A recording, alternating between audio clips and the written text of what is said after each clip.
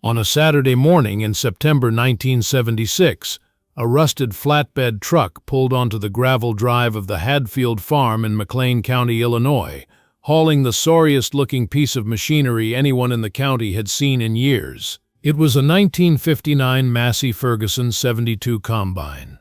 17 years old, faded red paint peeling off in sheets, header bent slightly to the left, reel missing 3 tines, and a crack in the grain tank that someone had patched with what looked like barn roofing tin. The truck stopped in front of the machine shed.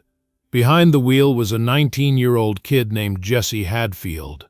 Thin, sunburned, quiet in the way that people mistook for stupid.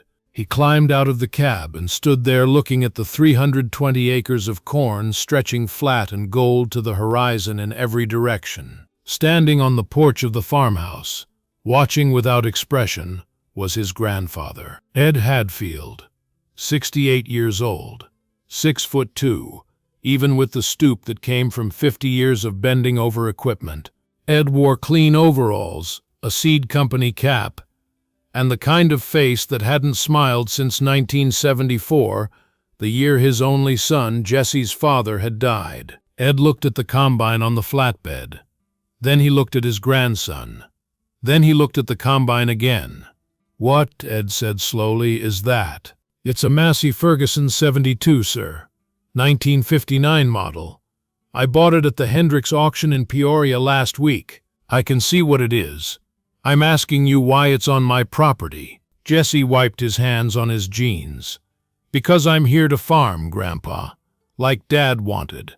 The silence that followed lasted long enough for a crow to land on the fence post by the drive, look at both of them, and fly away again. Now let me stop here and explain something, because what happened next on that gravel driveway doesn't make any sense unless you understand what had happened to the Hadfield family in the 2 years before Jesse showed up with that broken-down combine. Ed Hadfield had been farming since 1932, started as a boy on his father's 160 acres during the Depression, took over in 1945 when his father died, and spent the next 3 decades building the operation into 320 acres of some of the best corn and soybean ground in central Illinois. By the early 1970s, Ed was one of the most respected farmers in the county. Not the biggest.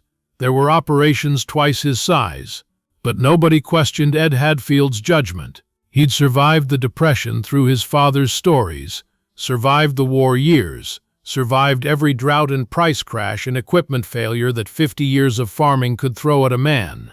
Ed had one son, Richard, born in 1940. And Richard Hadfield was everything Ed wasn't. Loud, ambitious, impatient. Where Ed saw risk, Richard saw opportunity. Where Ed said wait, Richard said now. They argued about farming the way fathers and sons have argued about farming since the first seed went into the first furrow. In 1971, Richard convinced Ed to co-sign a loan for a brand new John Deere 4320 tractor.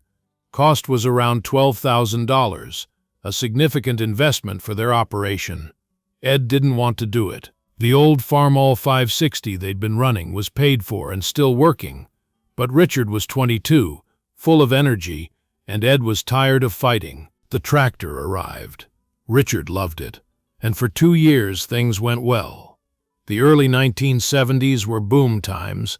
Corn prices shot up after the Soviet grain deal in 1972. Exports were soaring. And suddenly every farmer in the Midwest felt rich.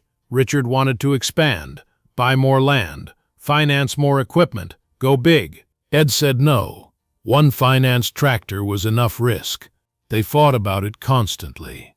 At the dinner table, in the barn, at the feed store counter where half the county could hear them. Ed's position never changed. Debt was danger. Richard's position never changed either. The old man was holding them back. In March 1974, Richard Hadfield was driving the 4320 on County Road 9 when a tire blew at speed. The tractor rolled into a drainage ditch. Richard was killed instantly. He was 24 years old. Ed Hadfield buried his only son on a Thursday. By Friday, he had stopped talking to almost everyone. He paid off the loan on the 4320 within 6 months. Sold livestock, emptied savings, worked himself half to death to get that debt cleared. Then he parked the John Deere in the back of the machine shed, covered it with a tarp, and never started it again. For 2 years after Richard's death, Ed farmed alone. Neighbors offered help. Ed declined.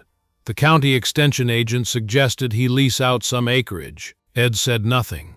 His wife, Mabel, tried to convince him to slow down. Ed kept working. And then, on that September morning in 1976, his dead son's boy showed up with a rusted combine and a claim on 320 acres. "Your father," Ed said carefully, still standing on the porch, "didn't want you farming." That wasn't true, and both of them knew it. Richard had talked about nothing else. He'd written letters to Jesse, who'd been living with his mother in Champaign since the divorce in 1970, describing the farm, the equipment, the land, the future he was building. Jesse had kept every letter. They were in a shoebox in the cab of his truck right now. "Dad wanted me to farm this land," Jesse said. "You know he did. Your father is dead, and this farm isn't yours." "Not yet." Ed's jaw tightened.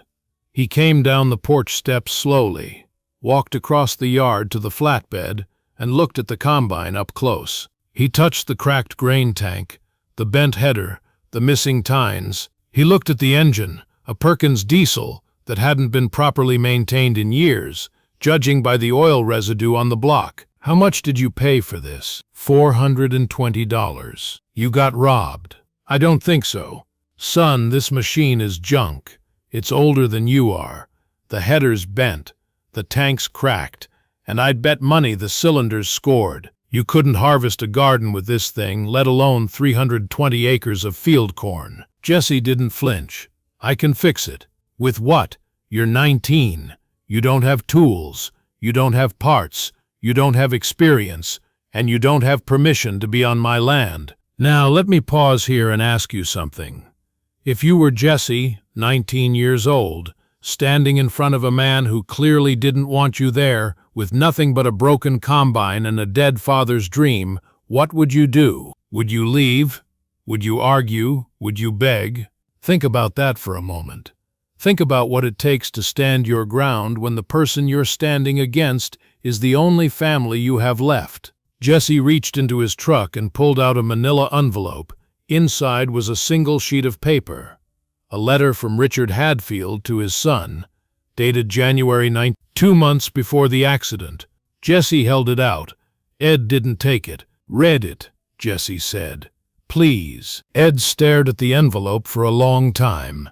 Then he took it, pulled out the letter, and read it standing in the gravel driveway with the September wind pushing at the corn behind him. What the letter said, I'll tell you later. Because what matters right now is what Ed did after he read it. He folded the letter, put it back in the envelope, handed it to Jesse, and then he said 5 words that changed everything. "1 season. Prove it works." The terms were simple and brutal. Jesse had until the end of harvest, roughly 6 weeks, to bring in the corn crop on all 320 acres, using nothing but his own equipment and his own labor. No help from Ed. No borrowing Ed's machinery. No hiring custom harvesters. If Jesse could do it, bring in the full crop before the first hard freeze, with acceptable loss rates, Ed would deed over 160 acres to Jesse outright, half the farm. But if Jesse failed, if the combine broke down permanently, if he couldn't finish in time, if the loss rate was above what Ed considered acceptable, Jesse would leave. No arguments, no second chances, gone. "And one more thing," Ed said. "You don't touch the John Deere in the shed. That tractor doesn't move." Jesse agreed.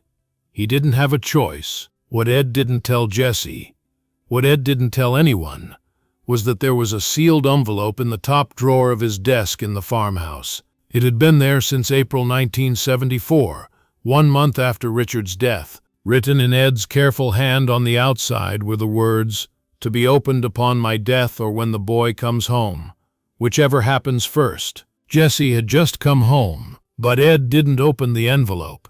Not yet. He wanted to see something first. Let me break down the numbers, because this is where the story turns. In September 1976, Jesse Hadfield was facing the following situation. 320 acres of field corn, most of it dented and drying but not yet ready for harvest. Average yield in McLean County that year was running about 110 bushels per acre. That meant roughly 35,200 bushels of corn to harvest. A properly functioning combine in 1976 could harvest maybe 15 to 20 acres a day in good conditions. Jesse's Massey Ferguson 72, even if he got it running perfectly, was a smaller, older machine. Realistically, maybe 10 to 12 acres a day. At that pace, 320 acres would take roughly 27 to 32 working days. He had about 40 days before the typical first hard freeze in central Illinois, which hit around late October or early November. On paper, it was possible.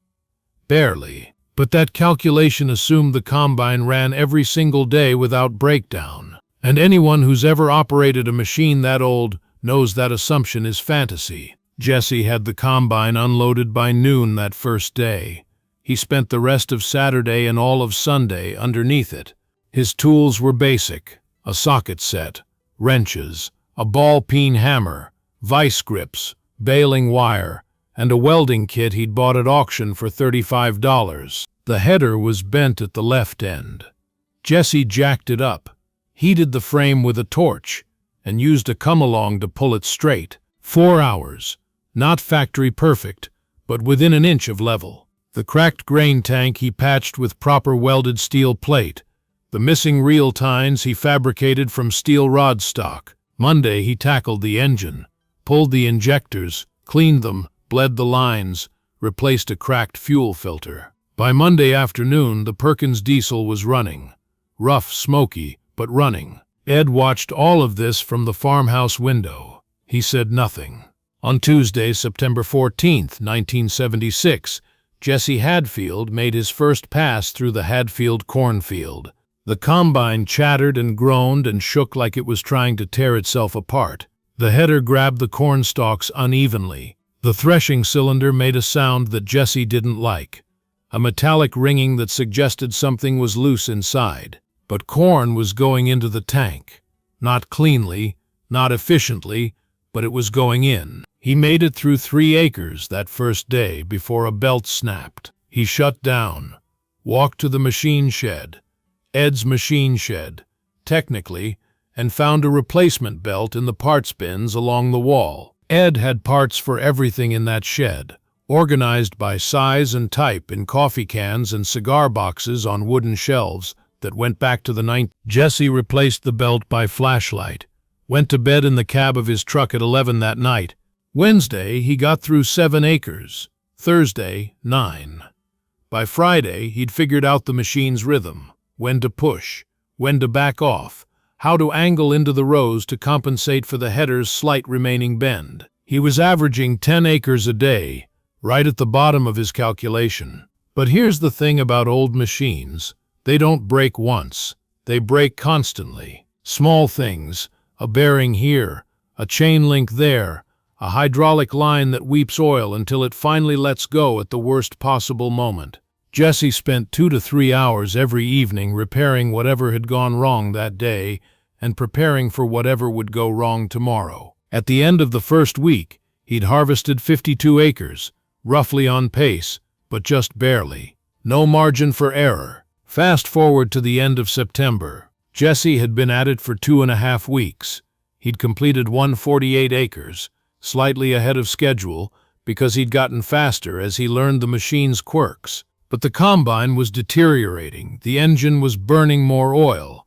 The threshing cylinder bearings were getting louder. The hydraulic system was losing pressure, which meant the header was sluggish to raise and lower. And something else had changed. Ed Hadfield had started coming out of the house. Not to help, not to talk, just to watch. He'd stand by the machine shed in the early morning, coffee in hand, and watch Jesse head out to the field. One evening, Jesse came back to find a plate of fried chicken and mashed potatoes sitting on the tailgate of his truck, still warm.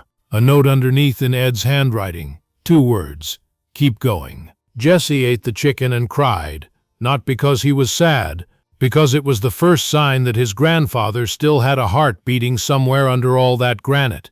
Now I need to tell you what happened at the feed store, because that's where the story nearly ended. October 3rd, a Sunday. Jesse drove into town to pick up parts, a replacement hydraulic hose and 2 belts he'd ordered from the Napa dealer in Bloomington. While he was waiting, he walked across the street to Gunderson's Feed and Supply to get a cup of coffee. The feed store was the center of McLean County's farming community. Every important conversation in that county either started or ended at Gunderson's counter. And on that Sunday morning, 3 men were sitting on the bench by the front window. Dale Gunderson himself, Tom Pfeiffer, who farmed 600 acres north of town, and Carl Brandt, the John Deere dealer from Normal. Jesse walked in. The conversation stopped. "Morning," Jesse said. Dale nodded. "Jesse, how's the harvest going?" "Getting there." Carl Brandt leaned forward. Mid-50s, thick neck, gold watch. He sold more John Deere equipment in the county than anyone. "I heard you're trying to harvest Ed's 320 with that old Massey. That true?" "Yes, sir." Carl looked at Tom. Tom looked at Dale. All 3 of them had the same expression, the one adults get when they're trying not to laugh in front of a child. "Son," Carl said, "I've been selling farm equipment for 22 years. That combine you're running is older than my daughter. You're going to burn it out before you finish, and Ed will have lost a season's crop. The machine is holding up fine, for now. 1 week of October rain, and you're done. Your corn will be standing in the field rotting while you wait for parts that Massey Ferguson doesn't even make anymore." Tom Pfeiffer chimed in. "I told Ed 6 months ago I'd custom harvest his ground for a fair price. He wouldn't even discuss it. Now he's letting a boy with a junk combine do the job. No offense, Jesse, but it doesn't make sense." Jesse put down his coffee. "It makes sense to me." "How?" "Explain to me how a 19-year-old kid with a $400 combine makes more sense than a professional operation with modern equipment." "Because it's my land, or it will be." Carl Brandt laughed. Not a mean laugh, more like the sound a man makes when he's genuinely confused by another man's stubbornness. "Come by the dealership Monday. I'll put you in a used 6600, good machine, 2 years old. I can finance you at 11.5% over 5 years. You'd finish the harvest in 2 weeks. Jesse looked at Carl Brandt for a long time. Then he said something that got repeated at every counter and diner booth in the county for the next decade. "Mr. Brandt, my father financed a John Deere tractor in It killed him 3 years later. I'm not financing anything. Not from you. Not from anyone. Not ever." He picked up his coffee, walked out, and drove back to the farm. Carl Brandt sat there with his mouth open. Dale Gunderson poured himself another cup and said quietly, "That boy sounds exactly like Ed did at that age." Nobody laughed after that. But Carl Brandt's warning about October weather wasn't wrong. On October 8th, the rain started. Not a gentle autumn drizzle, a cold, steady downpour that turned the fields to mud and the sky to iron. Jesse sat in his truck for 3 days watching the rain fall on unharvested corn, doing the math over and over. 172 acres done, 148 to go. If the rain stopped by the 11th and the fields dried for 2 days, he could start again on the 13th. That would give him roughly 20 days before the average first hard freeze. At 10 acres a day, 20 days, 148 acres needed. Almost exactly right. But almost exactly in farming means one breakdown away from failure. The rain stopped on October 10th. The fields needed 3 days to dry, not 2. Jesse started again on the 13th and the combine wouldn't start. The Perkins diesel cranked and cranked but wouldn't catch. The fuel system again. This time it was the injection pump, a complex mechanical component that Jesse couldn't fix with wrenches and baling wire. This was the crisis point, the moment where the bet either held or collapsed. Jesse called every parts dealer within 100 miles. A rebuilt injection pump for a 1959 Perkins 4.270 diesel was not a common item. Nobody had one. The nearest available pump was at a salvage yard in Terre Haute, Indiana, 3 hours each way, $350, which was most of the money Jesse had left. He drove to Terre Haute that afternoon, picked up the pump, and drove back through the night. By the headlights of his truck, in a temperature that had dropped to 38 degrees, he pulled the old pump and installed the new one. His hands were so cold he could barely hold the wrenches. The bolts were corroded. 2 of them snapped. He had to drill them out and re-tap the holes, working by flashlight at 2 in the morning. At 5:47 a.m. on October 15th, the engine fired. Rough, smoky, loud, but alive. Jesse was back in the field by 7. He harvested 14 acres that day, his best number yet. The fear of losing had burned away everything unnecessary. He moved through the corn rows with a precision that came not from experience but from desperation. What Jesse didn't know was that Ed Hadfield had driven to Terre Haute the day before, a different salvage yard. Looking for the same part, Ed had found one too, paid $400 for it, and brought it home. It was sitting in the machine shed, on the workbench, wrapped in newspaper, just in case. Ed never told Jesse about that pump. He never had to. But the fact that he'd gone looking, that he'd spent $400 of his own money to make sure his grandson could keep going, tells you everything you need to know about what was happening inside that old man's chest. Let me jump ahead now, because the next 2 weeks were the same story repeated 18 times. Wake up before dawn, fix whatever broke overnight, harvest until dark, fix whatever broke during the day, sleep 4 hours, repeat. By October 25th, Jesse had 289 acres done, 31 to go. 11 days until the average first freeze. On paper, he was going to make it, but on October 27th, the threshing cylinder finally gave out. The bearings had been screaming for weeks, and now they seized completely. The cylinder locked up mid-row, and the sudden stop sheared 2 drive belts and cracked a mounting bracket. Jesse crawled under the combine, looked at the damage, and felt something break inside his chest that wasn't mechanical. 27 acres to go. Parts he didn't have. Time he was running out of. Money he'd already spent. He sat in the dirt under the combine for a long time. The afternoon sun was dropping. The corn rustled. A meadowlark sang somewhere to the east. Jesse put his head in his hands. That's when he heard the footsteps. Ed Hadfield walked across the stubble field carrying a steel toolbox in one hand and a coffee can full of bearings in the other. He set both down next to the combine without a word. Jesse looked up. "Grandpa." "Wait a Borkamabaram's father. Donors the place'll the father. Commercial Dave Purist Tickle-Touse." "Shut up and hand me the 3/4 socket." They worked together until midnight. Ed knew that combine, not the specific machine, but its type. He'd worked on Massey Ferguson's in the 1960s, back before he switched to the Farmall line. His hands remembered things his mouth never talked about. Together, they pulled the cylinder, pressed out the ruined bearings, pressed in new ones from Ed's coffee can collection, remounted the cylinder, replaced the belts with spares from the machine shed, and welded the cracked bracket. They didn't talk while they worked. Not about the bet, not about Richard, not about the sealed envelope in Ed's desk. The only words were mechanical. "Hold this, turn that, hand me the half-inch." At 10 minutes past midnight, Ed straightened up, wiped his hands on a rag, and looked at his grandson. "Cylinder should hold. Bearings are good, new old stock from the co-op. Been in that coffee can since better than what was in there. Thank you." Ed nodded. Then, for the first time in 2 years, Jesse saw something change in the old man's face. Not a smile. Something deeper than a smile. Recognition. "Your father," Ed said quietly, "would have asked for help on day 1.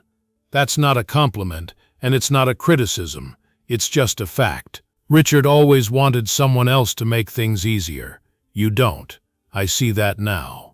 He picked up his toolbox and walked back toward the house. "Now I need to tell you about the envelope, because the harvest isn't really the story. The harvest is just how the story became visible. The sealed envelope had been in Ed's desk drawer since April 9th. Ed had written it 1 month after Richard's accident, sitting at the kitchen table at 2 in the morning while Mabel slept. He'd written it in one draft, sealed it, and never looked at it again. Here is what it said, and I know what it said because Jesse read it out loud at Ed's funeral in 1989, and 3 people who were there gave me the same account, word for word. To whoever opens this, I made a mistake. I didn't teach my son right. I taught him what not to do. Don't borrow, don't expand, don't take risks. But I never taught him why. I never showed him what it looks like to build something with your hands from nothing. I just said no, over and over. No. And he went and did the opposite, because that's what sons do when their fathers only know how to say no. If the boy comes to this farm, Richard's boy, don't make the same mistake I made. Don't just tell him no. Show him why. Let him work. Let him struggle. Let him earn it. And if he earns it, give him the whole thing. Not half. All of it. He'll understand what his father never got the chance to learn. Ed Hadfield, April 16th. Ed had written, give him the whole thing.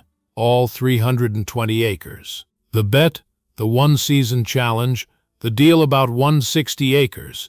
Ed had always intended to give Jesse everything. The bet was never about whether Jesse could harvest 320 acres with a junk combine. The bet was about whether Jesse had the character to try. But there's something else in this story that nobody talks about. Something that explains why Ed was so hard, why he'd spent 2 years refusing to acknowledge his grandson, why the first thing he said to Jesse was, "This farm isn't yours." Ed Hadfield was afraid, not of losing the farm, not of Jesse failing. Ed was afraid that Jesse would succeed and then die the same way Richard did, on a tractor, on a county road, on a farm that had already taken his son. Ed wasn't pushing Jesse away because he didn't love him. Ed was pushing Jesse away because he loved him too much to bury another Hadfield. The sealed envelope was a confession. It was Ed admitting to himself in the middle of the night that his fear was destroying the thing he was trying to protect. Jesse finished the harvest on November 2nd, 320 acres, 35,000 bushels of corn, give or take. Loss rates higher than a modern combine, but within acceptable range for the era. Every kernel harvested by a 19-year-old kid and a 17-year-old machine.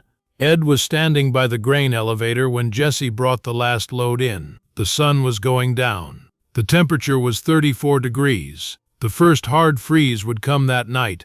Jesse had made it by less than 24 hours. Jesse climbed down from the combine. He was thinner than he'd been in September. His hands were cut and burned and calloused. His jeans were held together with duct tape at one knee. He looked 10 years older than 19. Ed walked over to him. They stood face to face in the orange light.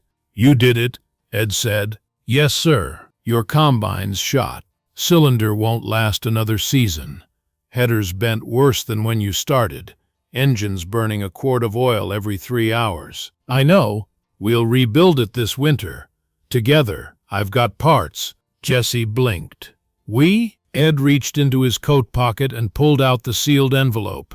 It was yellowed now, the edges soft with age. He held it out. "This is from 2 years ago. I should have given it to you the day you arrived. I wasn't ready." Jesse opened it, read it again. He looked up at his grandfather with wet eyes. "All 320. Every acre.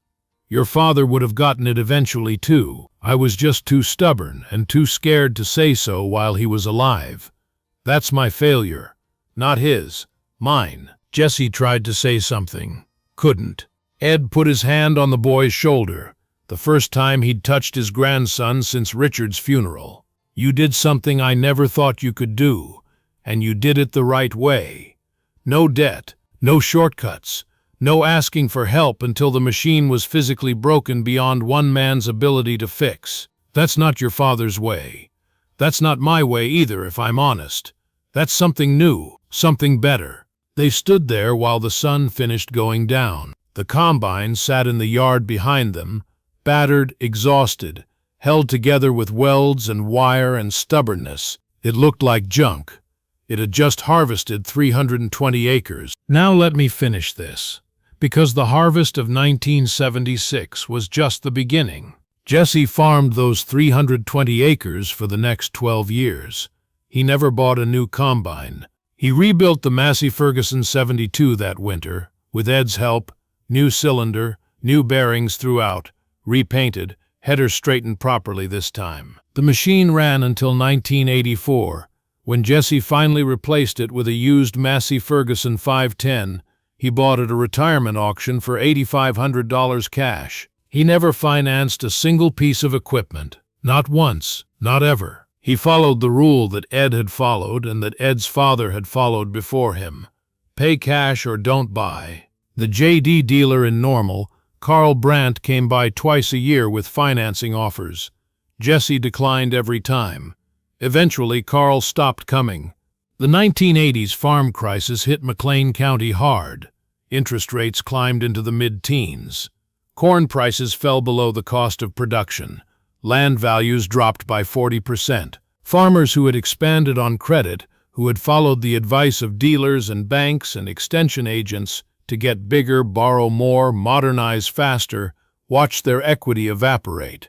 Between 1982 and 1986, 11 farms within 10 miles of the Hadfield place went to auction. 11 families who had been on their land for generations, forced out by debt they'd taken on during the boom years. Jesse went to some of those auctions.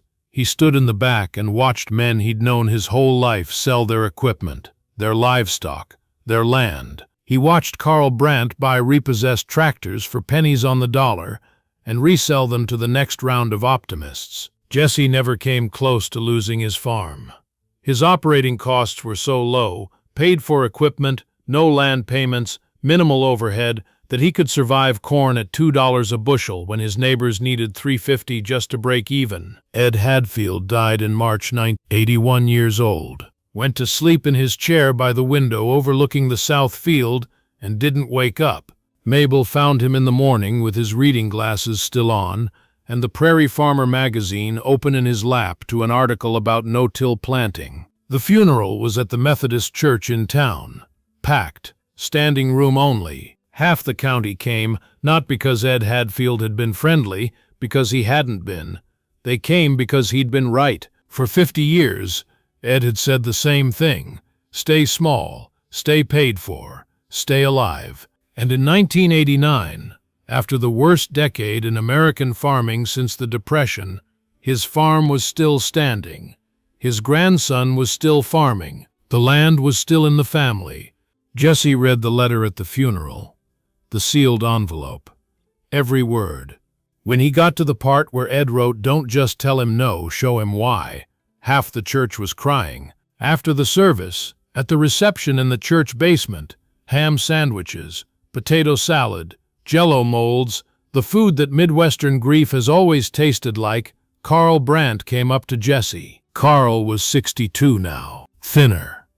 The gold watch was gone, sold during the lean years. His dealership had survived the crisis, but barely. He'd lost customers, lost friends, lost whatever certainty he'd once had about the way the world worked. "Jesse, I want to tell you something I should have said a long time ago." "Yes, sir?" "That day in the feed store, when I told you your combine was junk and tried to sell you a 6600 on credit, I remember. I was wrong. Not about the combine, it was junk." A small smile. "But I was wrong about everything else. You and Ed did something I didn't think was possible. You proved that the old way still worked, that a man could farm without debt and survive. I spent 20 years telling farmers the opposite, and I watched half of them go under for believing me." Jesse looked at Carl Brandt for a long time. Then he shook his hand. "My grandfather didn't blame you, Mr. Brandt. He blamed the system. He said the banks and the government and the dealers all told the same lie, because they all made money from it. But the farmers were the ones who paid."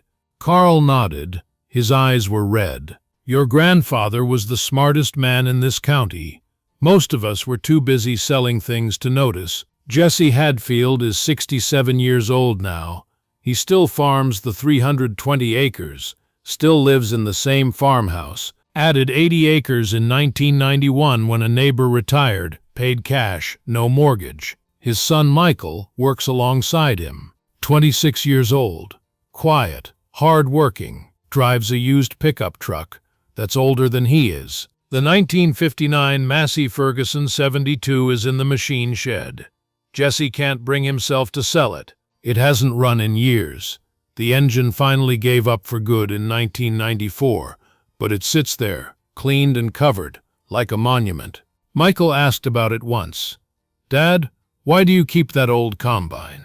It's just taking up space." Jesse took Michael out to the shed, pulled off the cover, showed him the welded grain tank patch, the hand-fabricated reel tines, the injection pump from Terre Haute, the bearings from Ed's coffee can. "This machine harvested 320 acres in 49 days, Jesse said.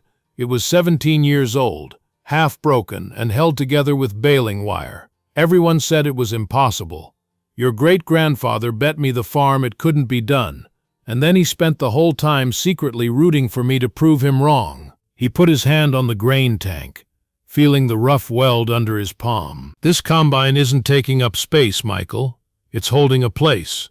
There's a difference." Michael looked at his father, looked at the combine, and for the first time he understood why his family farmed the way they did, why they never borrowed, never expanded beyond what cash could buy, never chased the new and shiny when the old and paid for still worked. And somewhere in the house, in the top drawer of the desk that Ed Hadfield sat at for 50 years, was a sealed envelope that said the same thing in fewer words. Let him work, let him struggle, let him earn it. And if he earns it, give him the whole thing. Ed Hadfield was hard and quiet and afraid and wrong about some things and right about the things that mattered most.